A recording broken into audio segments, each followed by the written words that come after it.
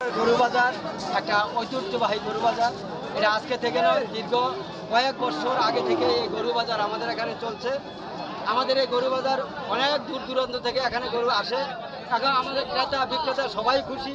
আমাদের এই বক্সনগর আজকের যে বাজার, এই বাজারে আমাদের যে স্থানীয় এমএলএ সাহেব যেইভাবে এবার যে বাজারের যে পরিকল্পনা নিয়েছেন, তাতে সমস্ত লোক খুশি এবং আনন্দিত, ক্রেতা বিক্রেতা সবাই খুশি। আগামী দিন যাতে এই বাজারগুলো জারি থাকে, আপনারা সবাই সহযোগিতা করবেন। বড় বড় গরু এখানে আসে, লক্ষ লক্ষ টাকা দামের গরু এখানে আসে, বিক্রি হয়। হ্যাঁ, আগামী দিন যাতে আমাদের গতবারের তুলনায় এবার কি দাম কি বেশি একটু না কম? না, গতবারের তুলনায় এবারের দামটা একটু কম, কিন্তু প্রচুর পরিমাণে গরু এসছে, তো যার কারণে দামটা একটু কম।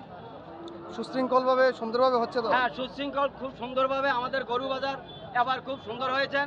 আমাদের এমএলএ সাহেব এখানে আসছেন, আমার পরিদর্শন করেছেন।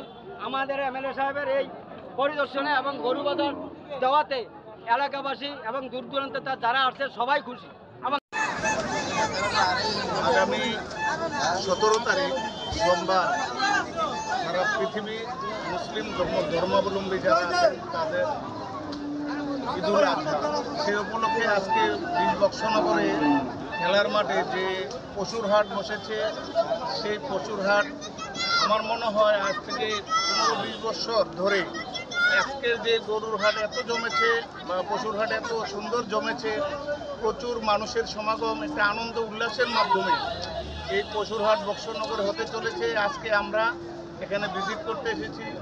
আমার সাথে আমাদের বক্সনগর বিডিও সাহেব আছেন, আমাদের আরও সমাজসেবী জিমুল হক আছেন, এখানে আছেন নজরুল ইসলাম সাহেব। আমরা সবাই মিলে এই গরুর হাট যাতে বা এই পশুর হাট যাতে সুন্দর এবং আনন্দদায়ক হয়, যার জন্য মানুষকে উৎসাহিত করার জন্য আজকে আমরা এখানে উপস্থিত হয়েছি। আজকে আমার জীবনে প্রথম দেখলাম বক্সনগরে এত বড়, এত গরু, এত পশু আজকে এই বাজারে উঠেছে, এত মানুষের সমাগম আমার জীবনে প্রথম দেখলাম।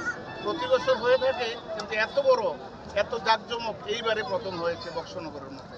ঈদ উপলক্ষে অগ্রিম এলাকাবাসীকে কি বার্তা দেবেন?